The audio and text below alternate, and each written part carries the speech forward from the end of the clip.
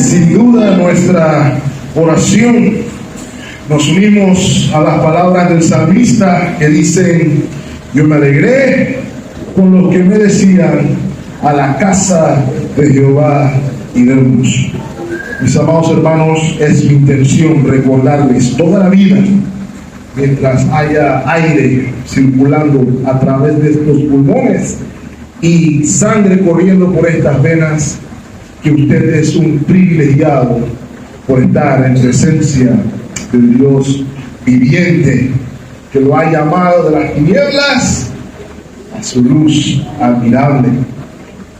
En la mañana de hoy vamos a continuar nuestra travesía a lo largo del libro de Éxodo, en la serie que hemos titulado Éxodo, un grandioso libertador.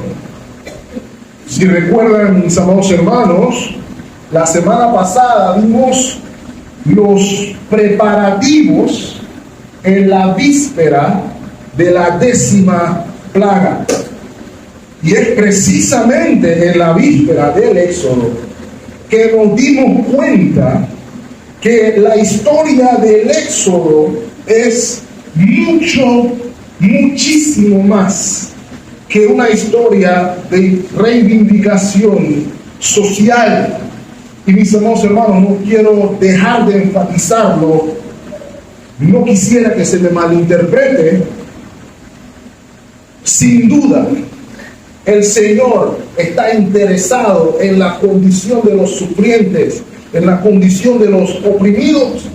Lo leímos, Salmo 68:5, dice que el Señor es padre de huérfanos y defensor de viudas. El Salmo 103:6 dice que Jehová es el que hace justicia y derecho a todos los que padecen violencia. De modo que el Señor es vengador del que sufre.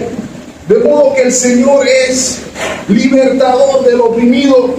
Y sin duda alguna sus hijos e hijas deben imitar el carácter de su Padre. Y debe interesarnos de igual manera a sus hijos.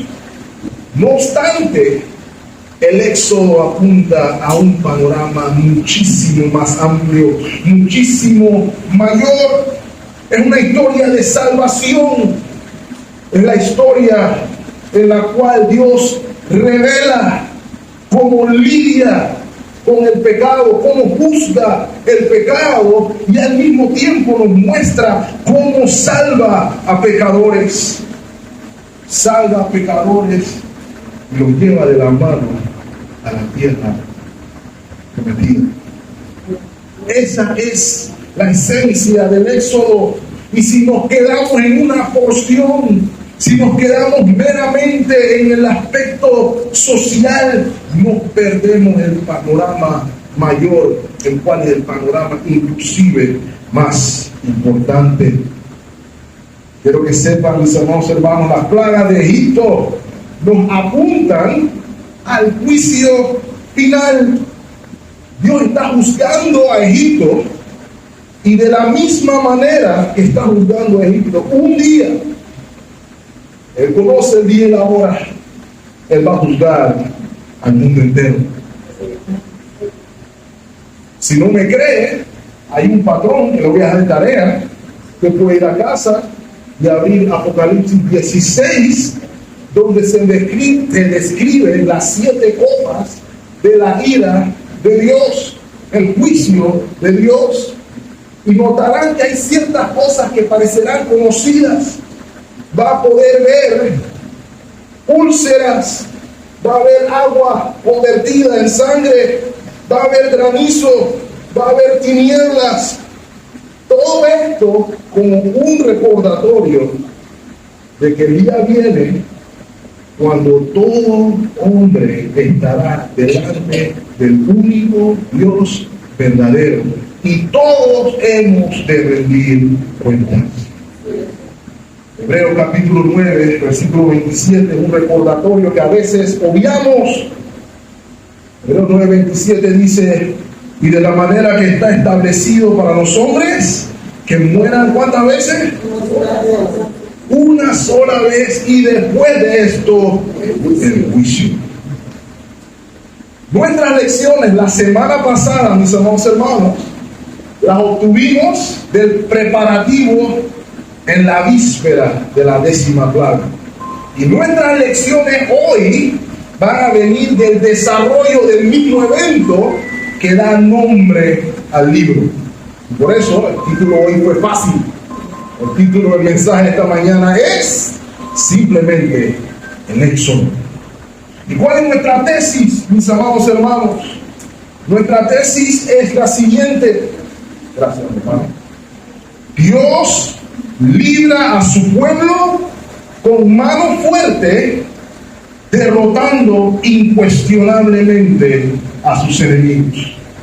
Dios libra a su pueblo con mano fuerte, derrotando sin lugar a dudas a sus enemigos.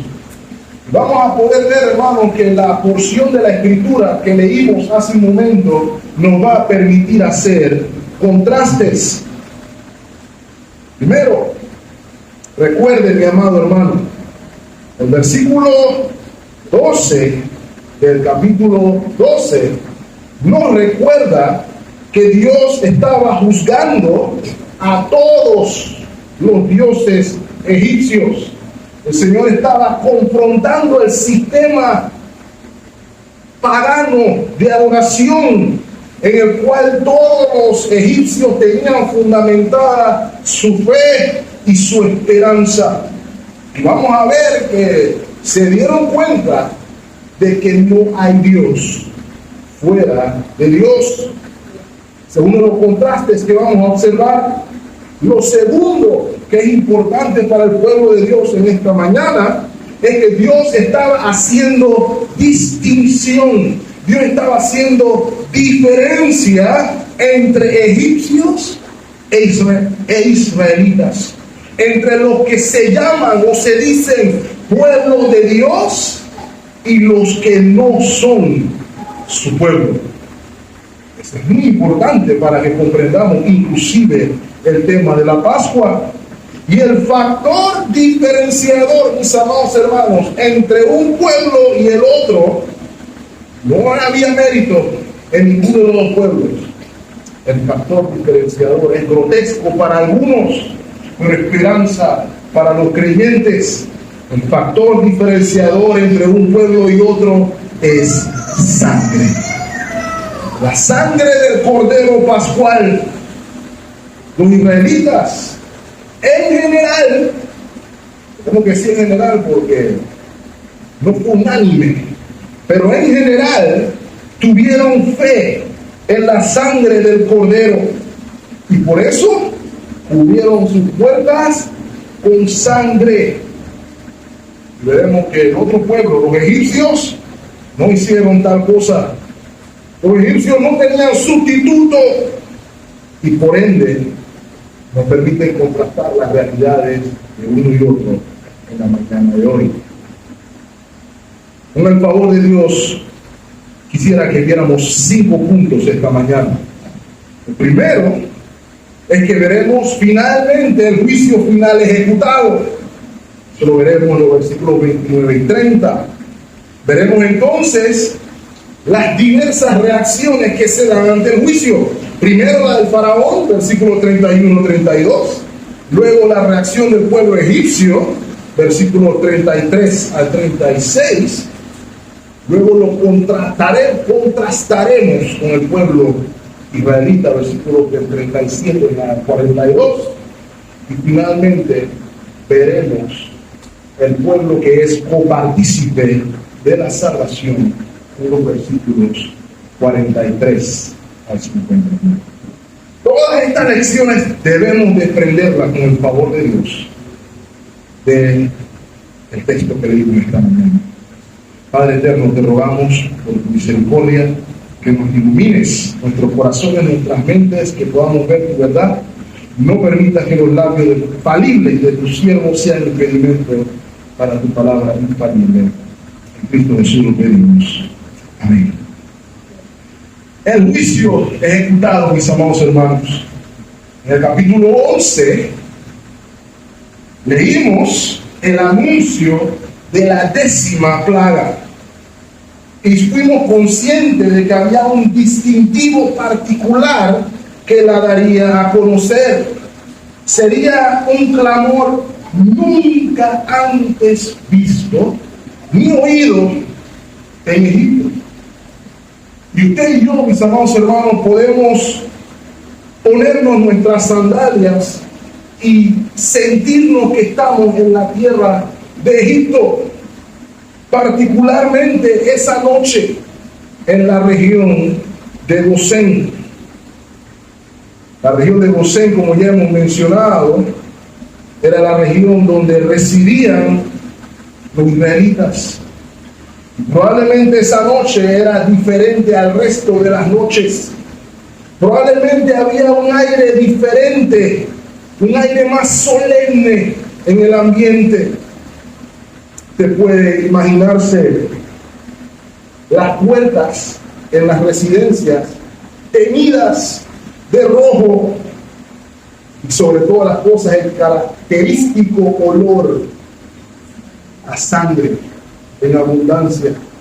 Recuerden, hermanos, todas las familias a esa misma hora tenían que hacer el sacrificio. Si había un olor corriendo ahí, era el olor a sangre. No solamente el olor a sangre, sino que debía haber también un olor a carne asada, consumida al fuego. Estoy seguro que hay una mezcla de eso en el ambiente. Todo esto cortesía de aquel pequeño corderito que estuvo 4 días en la casa de los egipcios. Sin embargo, las familias israelitas estaban en vigilia, estaban en expectativa y, como leímos, prestos, los vestidos ceñidos, los lomos listos para cuando el Señor obrara. Eso era un campamento. No obstante, sabemos que había otro grupo de personas. Probablemente en el resto de Egipto, esta era una noche como cualquier otra noche. O por lo menos, eso es lo que sentían los egipcios. Todo el mundo estaba realizando sus actividades con normalidades. Acababan de transcurrir 3 días o días de oscuridad absoluta.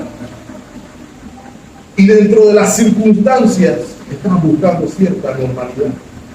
A esa hora ya probablemente Faraón estaba en sus santísimos y reales aposentos, descansando hasta la medianoche. La medianoche, mis amados hermanos, todo cambió, como dice el versículo 29. Aconteció que a la medianoche Jehová, recuerden, Dios mismo era el que estaba ejecutando el juicio, hirió a todo primogénito en la tierra de Egipto, desde el primogénito de Faraón que estaba sobre su trono, hasta el primogénito del cautivo que estaba, ¿dónde, hermanos? En la cárcel, y todo primogénito de los animales. Se ejecuta el juicio en un abrir y cerrar de ojos, mis amados hermanos. Y noten, mis amados hermanos, lo primero, el tiempo es importante aquí. Note que el juicio, al igual que con las plagas anunciadas que le precedieron, todas coinciden y se cumplen precisamente en el tiempo que Dios dispone. Ni un minuto antes, ni un minuto después. Lo que Dios dice que hará, se hará. Y usted lo puede agarrar y llevar al banco, porque ese cheque tiene fondo siempre. ¿Okay? Eso es muy importante y en un momento veremos la aplicación de eso. Lo segundo que notamos en el versículo 29, una vez más, es el alcance del juicio. Todo primogénito de Egipto, sin distinción de clase social, desde el faraón, la esperanza el futuro de Egipto, el que sería llamado otra vez Dios en la tierra, falleció. Hasta el primogénito del peor criminal de la ciudad de Egipto en prisión. Nadie estaba exento para Dios. Y lo tercero que vemos en el versículo 29 es el efecto del juicio. Hay una canción que le gustaba mucho a mi esposa que se llamaba El silencio negro de la noche. Ese título está profundo, hermanos. El silencio negro de la noche. Y probablemente ese tipo de silencio negro describía las circunstancias de Egipto. Y el silencio de la noche fue roto por el clamor desconsolado de quienes habían perdido un ser querido. Y probablemente un efecto dominó, que mientras más clamor sucedía en una casa, se despertaba la de al lado y ups, clamor en esa casa también, una y otra casa. La evidencia la vemos en el versículo 30.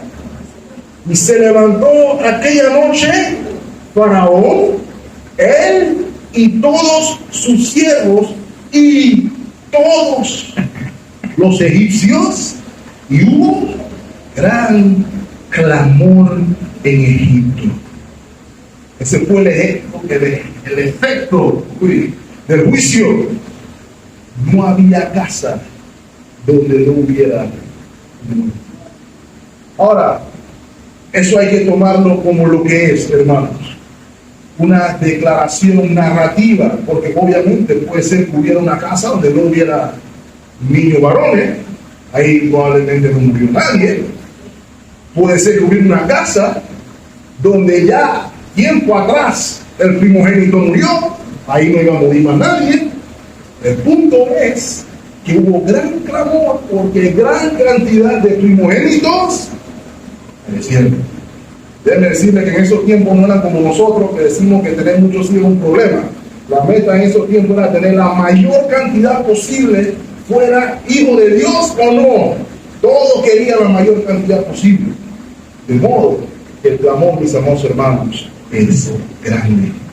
Aquí vemos algo de justicia poética, porque si ustedes recordarán los primeros capítulos de Éxodo, el pueblo de Israel clamó de tal manera que el Señor escuchó su clamor e intervino a causa de la opresión causada por los egipcios. No solamente el clamor de la opresión, sino que Faraón intentó destruir a los hijos de Israel.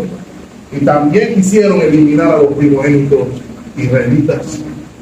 El Señor estaba juzgando y su juicio produjo clamor.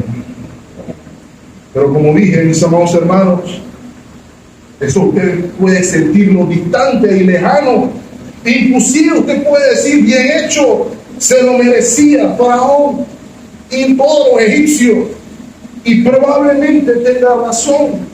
No obstante, la ejecución de la 10ª plaga nos apunta a la realidad del juicio final. Juicio que estará dispuesto también en el momento que el Señor lo haya determinado, el día y la hora que Él quiera. Y la hora que solamente Él conoce, como dice la Escritura, pero que sí nos reveló que igual que el juicio en Egipto sería también igual de repentino. 1 Tesalonicenses capítulo 5 versículo 2. Porque vosotros sabéis, note cómo debe saber el creyente, hermanos, perfectamente que el día del Señor vendrá así como ladrón en la noche. Note las características de ese día en el versículo 3, que cuando digan paz y seguridad, entonces vendrá sobre ellos ¿qué cosa? destrucción repentina como los dolores a la mujer encinta y no escaparán. El Señor lo describe de igual manera en Mateo 24, ¿cierto? Usando la ilustración de los días de Noé, donde las personas antes del diluvio estaban llevando su vida de manera usual. Business as usual. La gente estaba comiendo, la gente estaba bebiendo, la gente se estaba casando y dando en casamiento, hasta que se dio el juicio, hasta que comenzó a llover.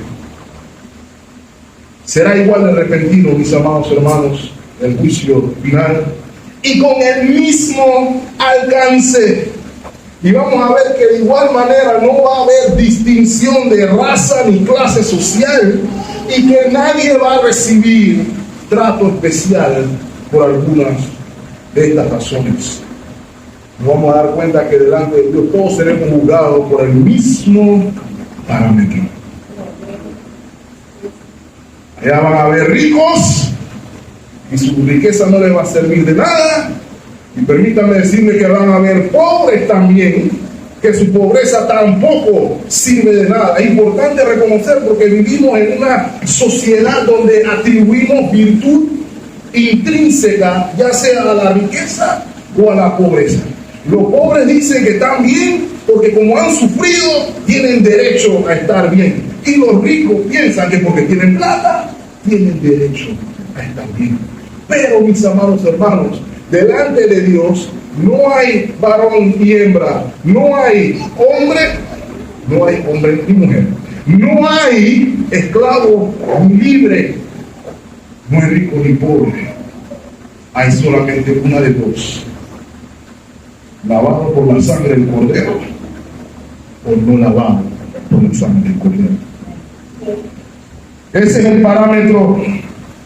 La fe en la persona y obra de su Hijo Jesucristo es la referencia entre la ira de Dios o la misericordia y la gracia de Dios. Qué importante recordar eso, mis amados hermanos. Juan capítulo 6, versículo 53 dice: Jesús les dijo, de cierto os digo, si no coméis la carne del Hijo del Hombre y bebéis su sangre, ¿tienen vida en ustedes? No tienen vida.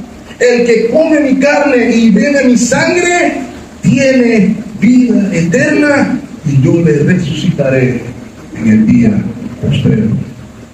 He aquí la diferencia, hermanos. He aquí el factor diferenciador. Y obviamente el Señor no está hablando de canibalismo aquí. Está haciendo referencia a la cruz del Calvario, donde haría propiciación por la ira de Dios y sería el sustituto, igual que el Cordero Pascual. No solamente hace referencia a la cruz, sino que hace referencia a la mesa del Señor. Este es el lenguaje de Pascua, mis amados hermanos, donde bebemos su sangre y comemos su carne, así como se comió al Cordero Pascual. Solamente por la fe somos librados de la ira del juicio divino. Permítanme compartir con ustedes las palabras del teólogo J.C. Ryle, porque el tema de la muerte y la eternidad y el más allá tiende a ser un tema que se pasa por alto, tabú. Los jóvenes no pensamos en eso porque pensamos que estamos inmortales, por alguna razón. Pero note lo que dice J.C. Ryle: la muerte, el juicio y la eternidad no son fantasías, sino realidades serias. Dediquen tiempo a pensar en ellas, permanezcan quietos y contemplenlas de frente. Un día se verán obligados a dedicarle tiempo a morir. ¿Estén preparados o no? No es un cuento de hadas. Hay un Dios verdadero y hemos de rendir cuenta delante de Él. ¿Estamos preparados o pensaremos que podemos ser como Faraón, actuando soberanamente, entre comillas? Pero llegará el día que tocaremos después de frente con la roca inamovible. Y entonces sabremos quién es soberano y quién no. Cristo es la única esperanza. Lo segundo que quiero que noten, mis amados hermanos, en medio de este clamor ante la necedad de Faraón, es la reacción de Faraón. Es lo primero que observamos, es el primero que reacciona, ¿cierto? Y quiero recordarles, hermanos, que cuando comenzamos a lidiar con este Faraón, conocimos a un hombre, un carácter soberbio, un carácter prepotente, que esta noche es lo opuesto. ¿Sí? Si recuerdan, Moisés, capítulo 5, por allá atrás, tenía un mensaje sencillo. Faraón, venimos a pedirte que escuches las palabras de Jehová. Jehová dice, deja ir a mi pueblo a que me sirva, que me celebre fiesta. Punto final. A lo que Faraón en ese momento responde, ¿y quién es Jehová para que yo lo escuche?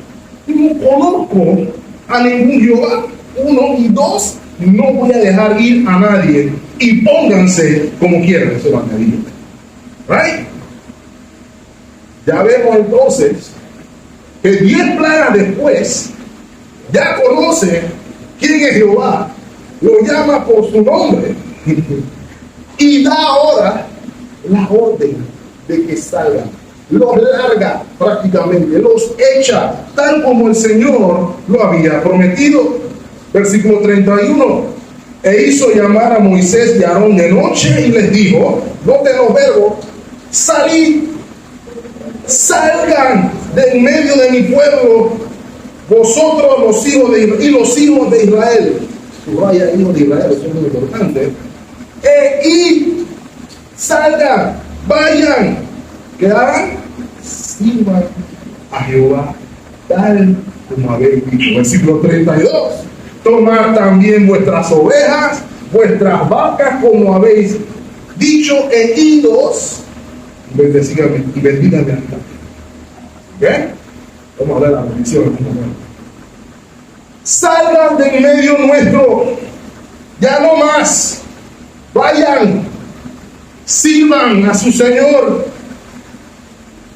Si se da cuenta ya para dónde existe ser servido. Bueno, él quería ser Señor sobre los israelitas. Él quería ser servido, pero existe después del juicio. Recuerden, hermanos, el Señor había prometido que Faraón lo iba a echar. Éxodo 6:1. Tú vas a ver lo que yo voy a hacer. Él lo va a echar. Esa palabra echar es muy importante en un momento. Entonces, noten, hermanos, primero, después de haber dicho que no quería verlos más, los mandó a llamar a Moisés y a Aarón. Noten, segundo, ya no los ve como esclavos de su propiedad, sino que los ve como lo que son los hijos de Israel, los hijos de Dios. 3, ya no hay más negociación. ¿Se dieron cuenta? Ya no es ni que, bueno, si adoran aquí y no se van, que si se van los animales, pero si se van ustedes y se quedan los animales, que si se van los niños y se quedan los hombres, o al revés, que se vayan los hombres y se queden los niños y las mujeres. Ya no hay negociación. Ahora mismo Faraón se sujeta a todos los términos. ¿Qué contraste, mis amados hermanos? Pero me hace meditar, me hace hacernos la pregunta, mis amados hermanos, porque creo que aquí hay una lección para nosotros hoy también. Mi pregunta para usted que me escucha hoy es: ¿en qué áreas de nuestras vidas nosotros nos encontramos en oposición directa a la voluntad de Dios? ¿Lo hemos analizado, mis amados hermanos? ¿En qué áreas de nuestra vida estamos viendo o jalando o luchando, si se puede decir, contra Dios?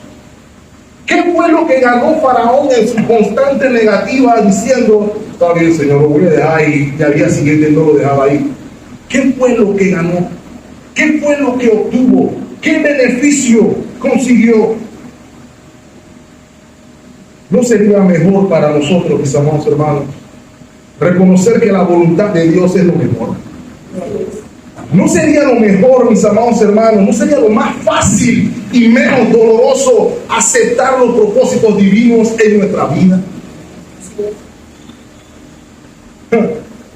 Se me ocurrió, mientras escribía, preguntarle a Jonás.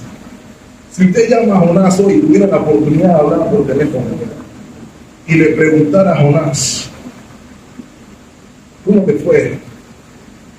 ¿Lo haría de nuevo? ¿Cuál cree que hubiera sido su respuesta? ¿Se da cuenta, hermano, que podemos todos encontrarnos en algún momento yendo en contra de la voluntad de Dios? Eso no es exclusivo de Faraón. Eso puede estarle sucediendo a usted y a mí, que me escucha hoy. La respuesta debe ser reconocer que la voluntad del Señor siempre es la mejor. Nuestra oración debe ser la del salmista en el poder del Espíritu Santo. Acompáñenme en Salmo 143:8. Dice el salmista: hazme oír por la mañana, ¿qué cosa? Tu misericordia, porque en ti he confiado. Note, hazme saber el camino por donde ande, porque a ti he elevado mi alma.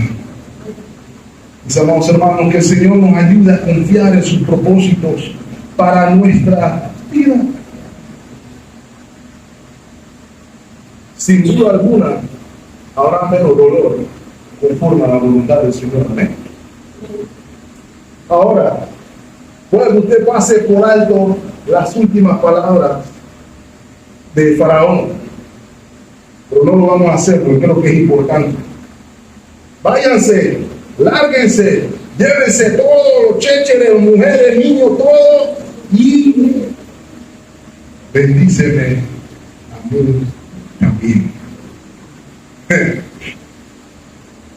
Ya habíamos visto a Faraón pedirle al profeta que ore por él, ¿recuerdan? Y aquí él está pidiendo algún tipo de bendición. Viendo la severidad del juicio, dice: dile al Señor que me bendiga.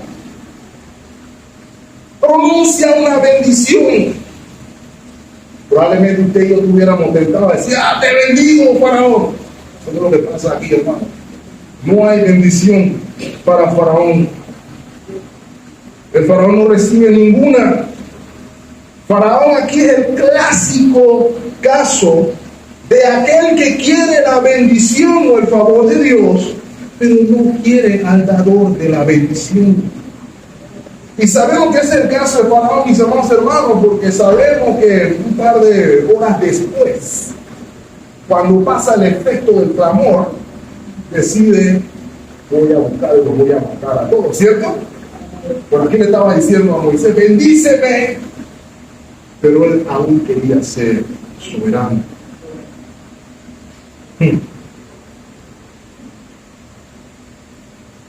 Así como Faraón, hay personas que obran de igual manera. Yo lo recuerdo porque, por lo menos aquí, hay personas que en Año Nuevo, aquí llega gente que nunca la hemos visto. Pero ¿por qué llegan? Porque están buscando la bendición del Señor. La premisa es que si el año nuevo me agarra aquí, el Señor me va a bendecir todo el año. Búscalo de nuevo. ¿Ok? Es el mismo principio. Bendíceme, Señor, y yo voy a hacer lo mío por acá, pero tú bendíceme porque un día yo estaba aquí. Esa es la premisa. ¿Ok? Otros envían dinero a iglesias donde crecí. Escuché un caso de una persona que nunca pisó el templo, pero en la oficina del departamento de conteo siempre llegaba el cheque con la ofrenda del Señor. El Señor nunca pisó el templo, nadie lo vio, nadie nada más se sabía el nombre. ¿Por qué? porque él pretendía que si él daba, el Señor lo tenía que bendecir. Esa es la premisa. Pero estas personas de nuevo reconocen lo suficiente para decir: yo quiero la bendición, pero no quieren al dador de la bendición. Mis amados hermanos, lo importante aquí es comprender: ya Dios nos bendijo en Cristo Jesús. Y quiero que sepan, hermano, que fuera de Cristo Jesús no hay bendición alguna. Voy a repetir, hermano: plata, carro, lo que sea, fuera de Cristo no hay bendición. Acompáñenme a Mateo capítulo 16, versículo 26. El Señor está haciendo un recordatorio importante a las personas que piensan que aquí está todo. Mateo 16, 26. Porque ¿qué aprovechará al hombre? Note, si ganare todo el mundo y perdiere su alma. ¿O qué recompensa dará el hombre por su alma?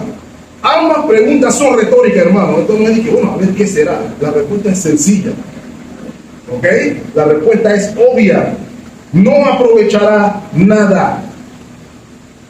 Y no hay recompensa que el hombre pueda dar por su alma. Fuera de Dios no hay bendición. Y es lo que Faraón va a tener que comprender a la manera complicada. La tercera reacción es la del pueblo egipcio. Quiero que noten, hermano, que la reacción del pueblo egipcio es muy significativa. Versículo 33. Y los egipcios apremiaban al pueblo, dándose prisa a echarlo de la tierra, porque decían: todos somos muertos. La tensión se podía cortar con un cuchillo esa noche, mis amados hermanos. La intención de Faraón de que se largaran no eran meras palabras. Los egipcios estaban literalmente apurando a los israelitas a salir, casi a la fuerza. Y estaban motivados por un certero temor de Dios. Sus palabras lo decían: vamos todos a morir.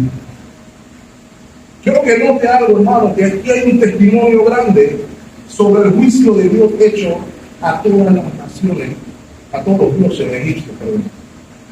Note que en ese momento nadie dijo: hermanos egipcios, vamos a hacer un círculo de oración y vamos a clamar a Osiris, vamos a clamar a Ra, vamos a llamar a Anubis para que nos libere de esta opresión. Nadie se acordó de sus dioses en ese momento. ¿Sabe por qué? Sus dioses todos estaban derrotados. Piénselo, hermano.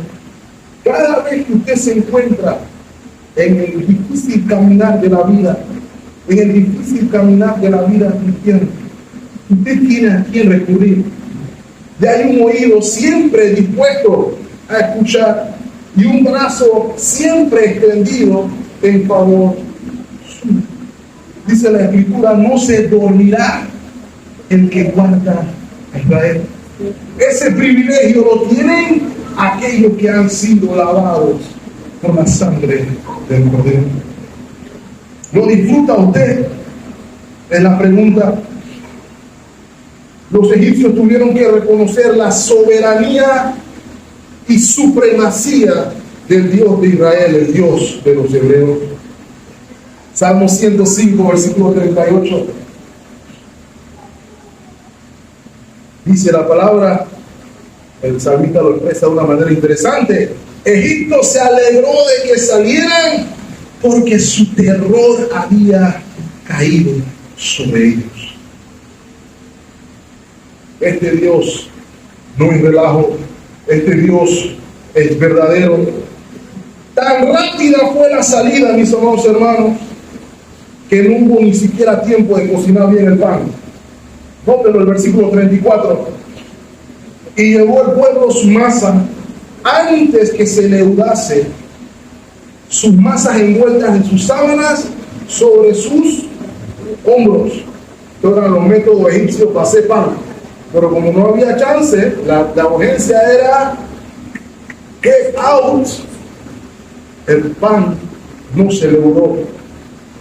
Y note, los egipcios, movidos por lo mencionado, el terror y por la gracia que Dios puso en ellos, cumplieron lo que el Señor había anunciado en el capítulo 11, ¿cierto? Versículo 35. E hicieron los hijos de Israel conforme al mandamiento de Moisés, pidiendo de los egipcios. Note esa palabra ahí, pidiendo. No fue ni robando ni pidiendo prestado tampoco, porque algunos piensan que se pidió prestado ahí. No. Pidieron alhajas de plata, de oro y vestidos.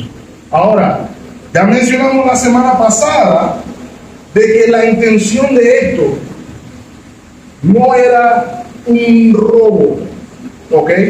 Quiero que nos saquemos esa idea de la cabeza, sino que fue el método utilizado por Dios para hacer provisión para su pueblo en su peregrinaje en el desierto. ¿Recuerdan que lo dijimos la semana pasada, mis amados hermanos? Los israelitas habían sido empobrecidos en gran manera a causa de la esclavitud. No obstante, ellos que tenían que hacer cuando salían, iban a salir a servir al Señor. ¿Con qué le iban a servir? No tenían nada. Pero nunca se olvide, hermanos, Dios no comisiona a nadie sin darle los recursos necesarios para la comisión dada. Jehová Jireh no es un cliché, el Señor provee. No solamente proveyó un cordero para nuestra libertad, sino que proveyó los recursos para nuestro caminar. Al que está con Cristo no le falta nada.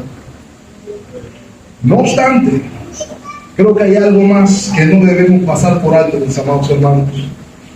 Lea conmigo el versículo 36. Y Jehová dio gracia al pueblo delante de los egipcios y les dieron cuanto pedían. Ellos les dieron todo, pero lárguense, no quiero saber. Debes aquí quitar el vestido de mi esposa, de mi suegra, llévate lo de mi suegra, aquí hay el alhaja, pero váyanse. Pero note la palabra que se utiliza aquí. Así despojaron a los egipcios. A esa palabra despojaron es la que quiero llamar su atención. Esa palabra tiene una connotación militar. Los victoriosos, por lo general, tenían derecho a botín, porque los conquistados, por lo general, tenían que pagar por la protección de quienes lo habían vencido. Ahora, ¿por qué esto es importante? Los victoriosos despojan. Quiero que sepan, mis amados hermanos, el Señor no solamente libró a los israelitas de la esclavitud, sino que derrotó al enemigo. ¿Ok? Esto no fue una misión como a veces vemos en la televisión, que es una misión secreta, entramos y salimos y nadie se dio cuenta que nos fuimos. En esta misión el Señor entró por la puerta y la gente salió por la puerta delantera. Hubo victoria. Cristo Jesús venció al pecado, así como Dios derrotó a Faraón en Egipto. ¿Qué significa eso para usted y para mí hoy, mis amados hermanos? Que nuestro enemigo está derrotado. Puede que no parezca, puede que se vea difícil, puede que se vea vivito y coleando, mi amado hermano, pero no olvide, Cristo venció. ¿Sabe más? ¿Qué más quiero recordarle, mi amado hermano? La obra hecha es un recordatorio de que podemos confiar tener esperanza. ¿Por qué lo digo? En algún momento los israelitas pensaron, ¿será que el Señor se olvidó de mí? En algún momento los israelitas pensaron, ¿hasta cuándo vamos a estar así? ¿Por cuánto tiempo será la lucha? ¿Estará Dios allí o no? Esto debe afirmar nuestra fe, mis amados hermanos. Primero, ya les he dicho, este texto de Éxodo nos enseña que Dios no es ni sordo, ni ciego, ni mudo. Dios conoce tu lucha, Dios conoce tu clamor, Dios conoce tu circunstancia mejor de lo que tú la conoces. Y permíteme recordarte, ya Él venció. Por eso usted puede caminar con fe. Por eso usted puede caminar con esperanza. Porque esperamos un día, mis amados hermanos, en que el cielo se parte en dos y el Cordero de Dios venga a buscar a su iglesia. Y cuando el Cordero venga a buscar a su iglesia, ya no habrá más lucha, ya no habrá más enfermedad, ya no habrá más pecado, ya no habrá más llanto, ya no habrá más dolor, porque las cosas viejas pasaron y Él hará nuevas todas las cosas. Y podemos confiar en que así será, porque ya Cristo venció, la tumba está vacía y los muertos en Cristo resucitarán primero. La Biblia habla en este término. Acompáñenme a Colosenses capítulo 2, versículo 13.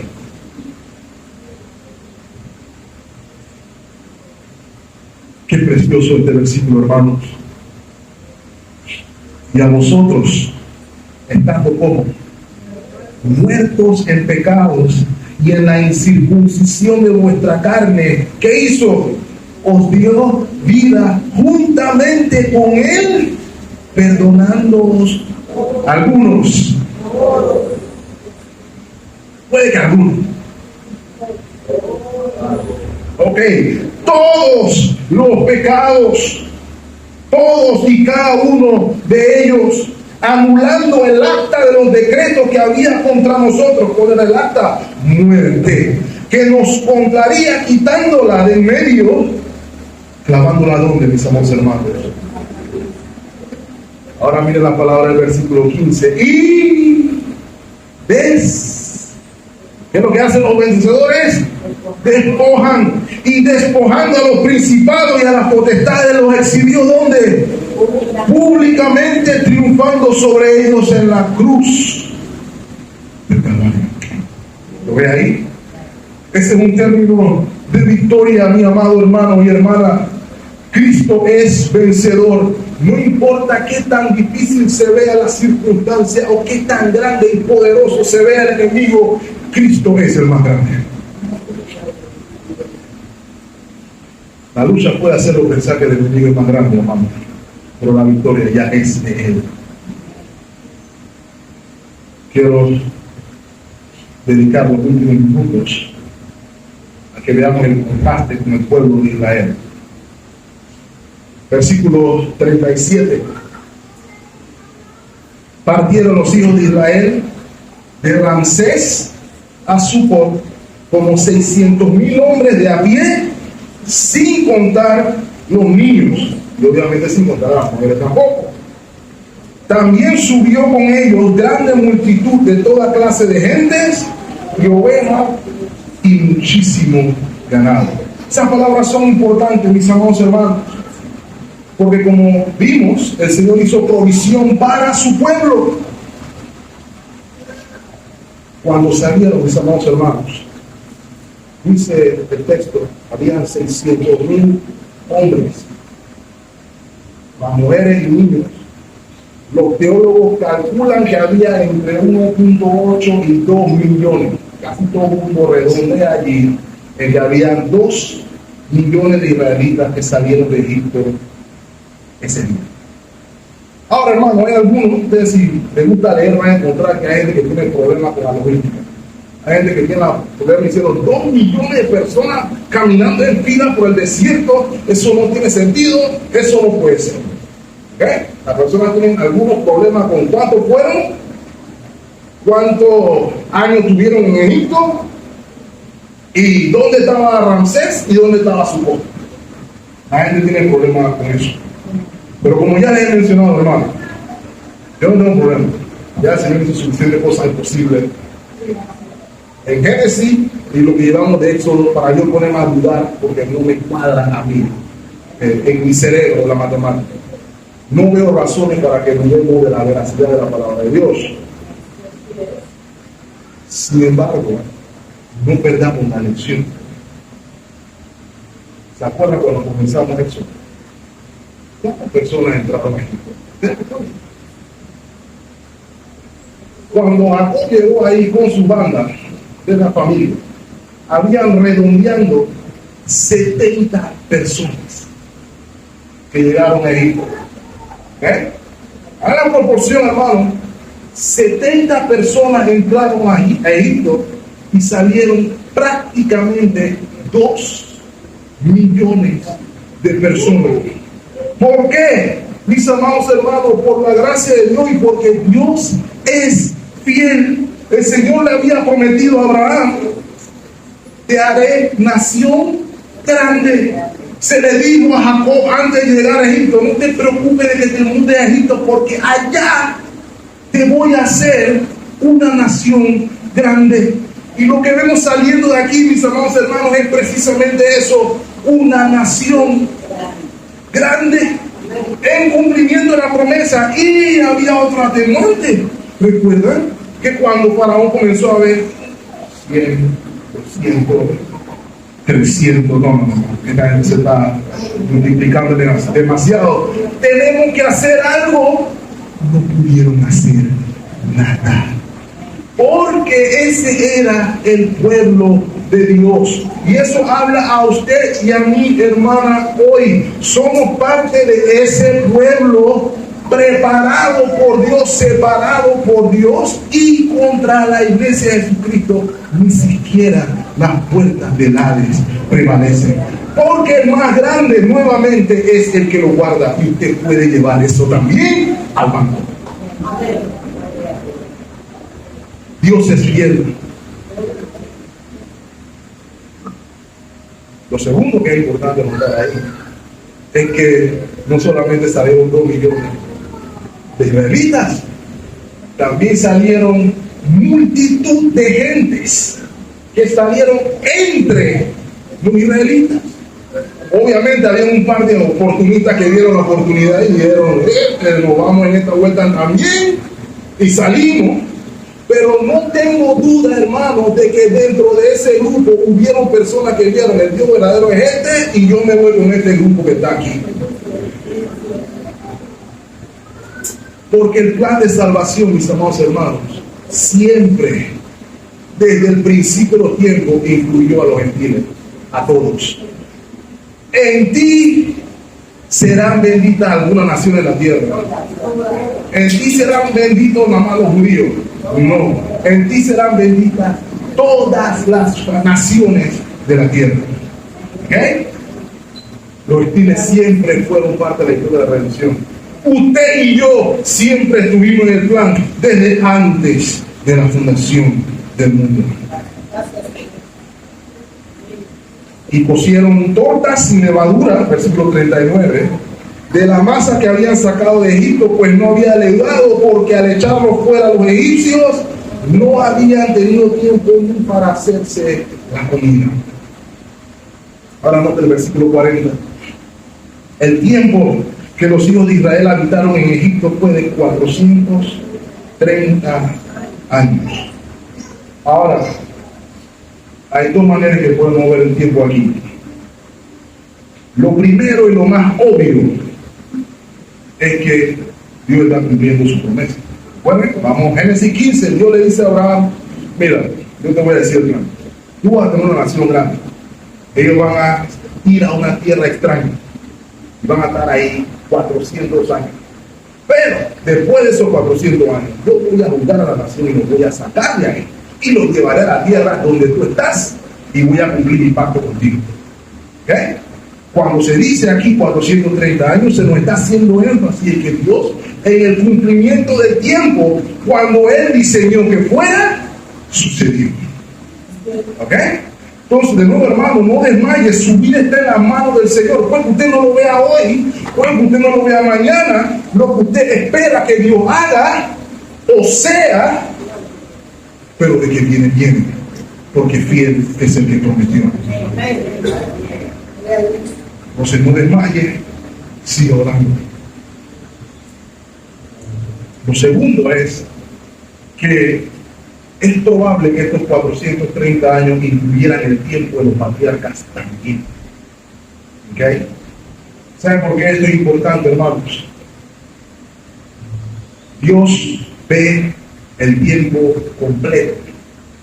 No solamente la liberación, no solamente la victoria sobre el opresor, pero también el tiempo se completa cuando entregan en la tierra prometida. La promesa a Abraham no solamente era que iba a juzgar a los egipcios, sino que iba a llevarlos de vuelta a la tierra que él prometió. ¿Cuándo se cumple la promesa? Cuando estemos en casa. Por eso vivimos en un eterno ya y todavía no. ¿Ok? Hay cosas que podemos ver y sentir y disfrutar ya, pero esperamos aún la consumación final de Cristo Jesús. Y sabemos que aquí no termina todo, sino que todo termina con cielo nuevo y tierra nueva, donde Dios mora para siempre en medio de su pueblo. No se conforme con menos de eso, mis amados hermanos. Recuerden que somos peregrinos en esta tierra. Egipto no era nuestro hogar y el desierto menos.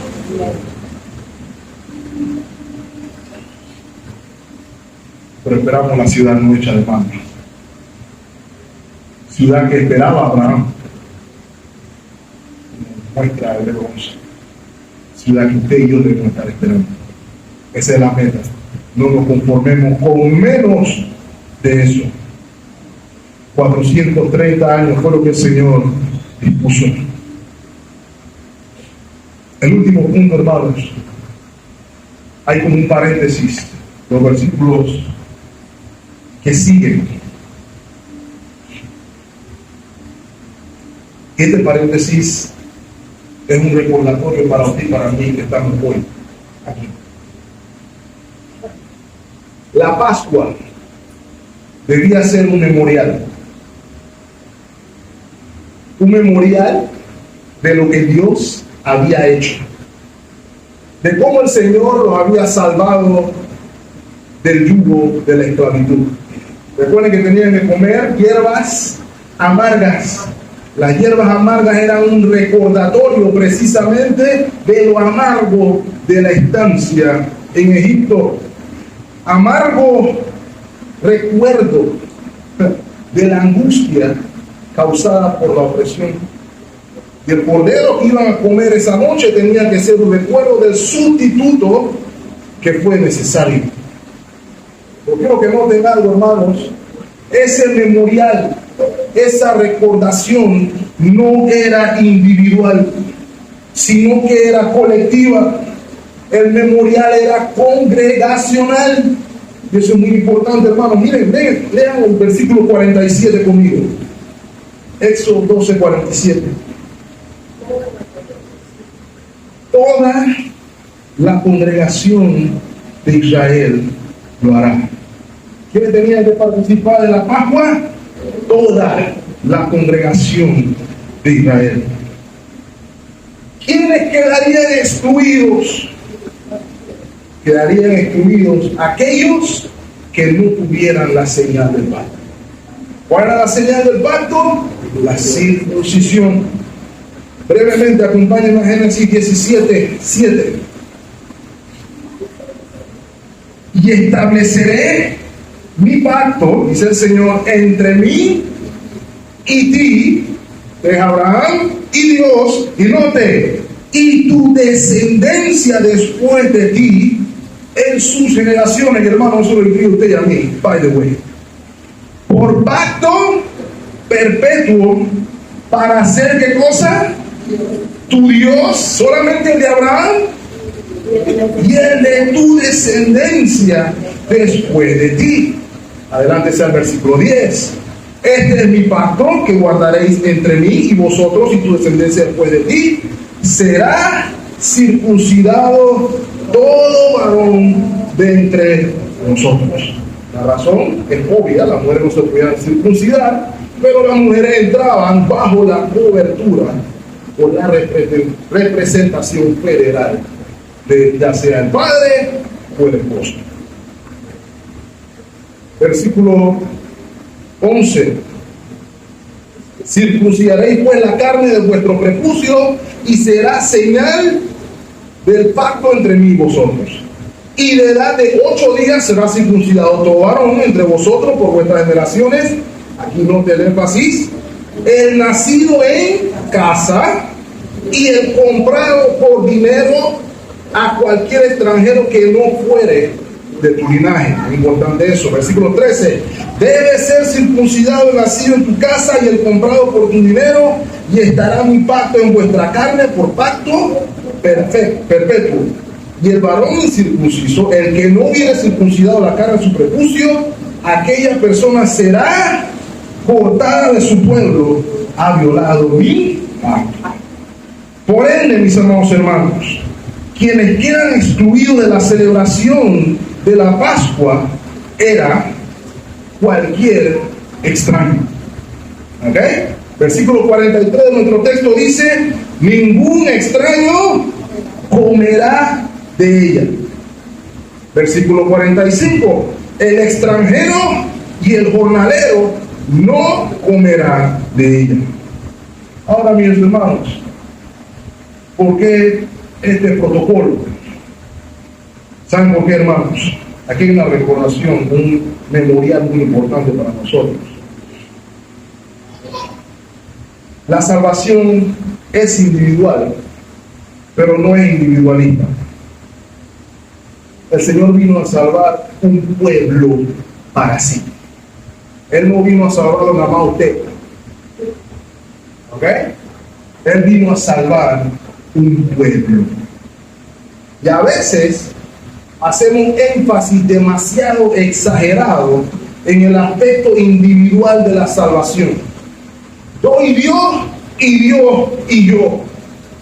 No obstante, el yo y Dios y yo no existe sin el yo y mi hermano. ¿Me escuchan? No existe sin el yo y mi hermano. No se puede vivir la vida cristiana si no es en comunidad. Primera de Pedro, capítulo 2, versículo 9. Note los términos que habla el Señor.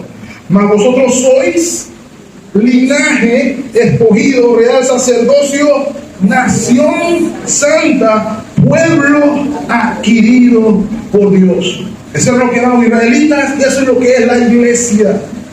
Nación santa, pueblo adquirido por Dios. El precio pagado fue la sangre del Cordero.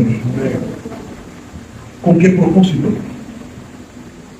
Para que anunciéis las virtudes de aquel que os llamó, de nuevo plural, los llamó de las tinieblas a su luz admirable.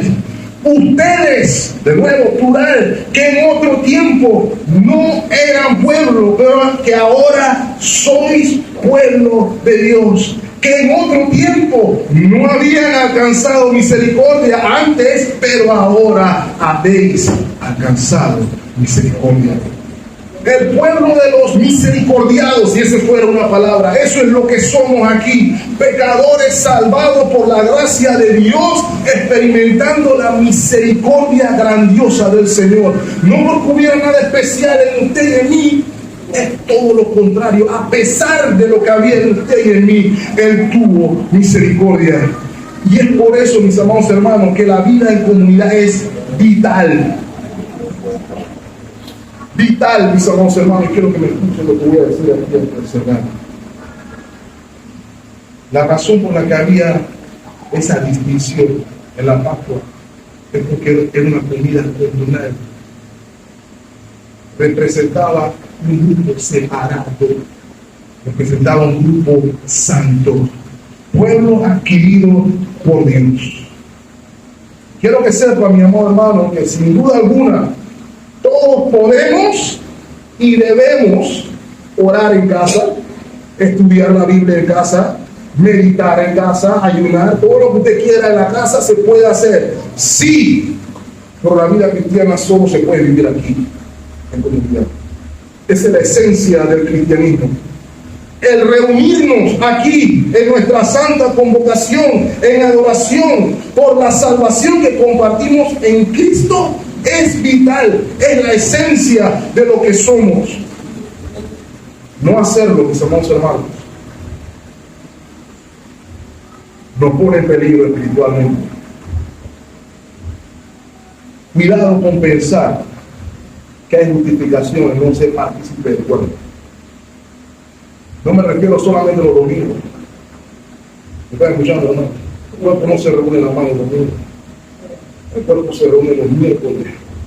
El cuerpo se reúne toda la semana en oración, orando los unos por los otros. El cuerpo está vivo, el cuerpo es dinámico y el cuerpo es real. Somos parte de él. Y no participar, hermanos, actuar como extranjero nos pone en peligro. Por eso Hebreos capítulo 10, versículo 25 hace la advertencia: no dejando de congregarnos como algunos tienen esa costumbre aún hoy. Más aún tenemos que estar exhortándonos unos a otros, y tanto más cuando vemos que ese día se acerca. No debemos vernos como individuos, allá Él y Dios. No, allá nosotros y Dios. Allá nosotros y Dios. Porque el pueblo de Dios es un pueblo. La otra cosa, hermanos, como era una comida, cada familia debía celebrarla en casa. Esa celebración en casa se le fomentaba el sentimiento de comunidad. De igual manera, mis amados hermanos, nosotros cuando participamos de la mesa, estamos diciendo dos cosas.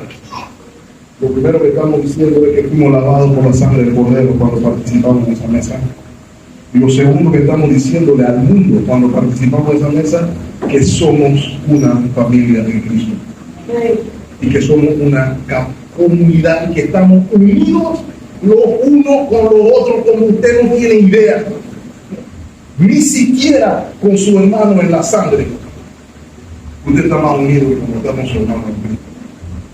No tengo que decir así, hermano. La gente dice que la sangre es más espesa que el agua, y es cierto, pero díganme que sangre es más espesa que la sangre de Cristo, que es la que nos une a usted y a mí. Quieran a su hermano y a su hermana, pero primero su familia de la fe, en ese sentido. Vea, ahora no estoy diciendo ahora que vayan a divorciarse de su familia, no estoy diciendo eso. Pero aquí nosotros no nos podemos tratar como extraños. Yo no sé, fulano, tengo 3 años que no vamos, ya no se murió, solo Dios sabe. Eso no debe darse aquí. Somos parte del mismo cuerpo. Tanto que si a fulano le duele, a mí me duele. Tanto que si a fulano se alegra, yo me alegro. Somos uno, es lo que está diciendo la mesa. Es lo que dice la Pascua. Somos los que bebimos la sangre del Cordero y comimos la carne del Cordero. 1 Corintios 10:16, ya me voy a callar, hermanos.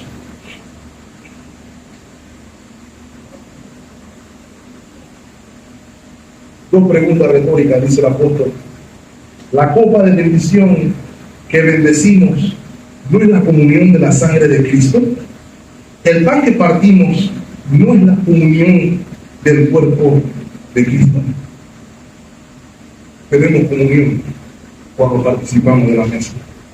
Es por esa razón que aquellos que pueden participar de la mesa son aquellos que han puesto su fe en la sangre del Cordero. Por eso la mesa no es para todo el mundo.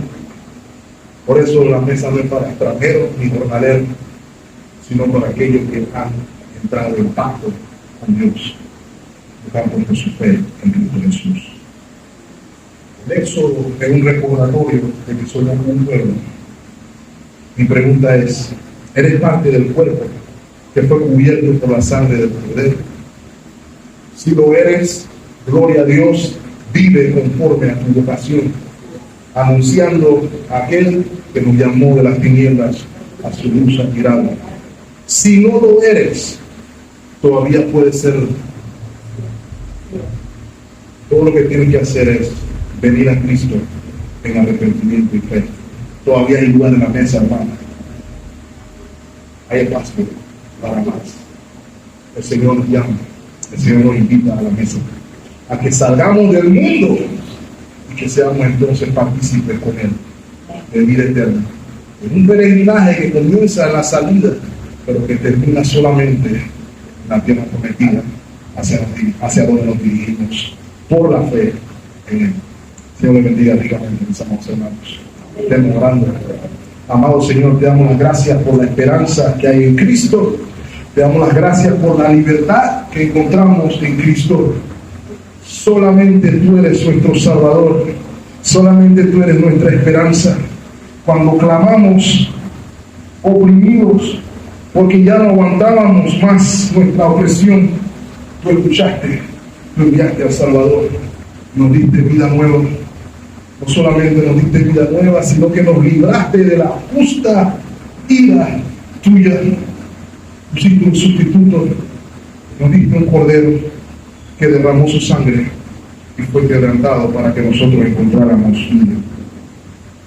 Te ruego, Señor, que nos ayudes a vivir en libertad, que podamos reconocer nuestro llamado y que vivamos conforme a Él, que vivamos en fe y sobre todas las cosas, tal como los israelitas, que nunca olvidemos de dónde nos sacaste, que nunca olvidemos qué fue lo que hiciste por nosotros, que nunca olvidemos que el mundo no es nuestro hogar, que nunca olvidemos que el desierto tampoco es nuestro hogar, que recordemos que no descansaremos hasta que estemos en paz contigo. Todas estas cosas damos gracias y las pedimos en Cristo Jesús, nuestro Señor y Salvador. Y el pueblo de Dios dice amén y amén.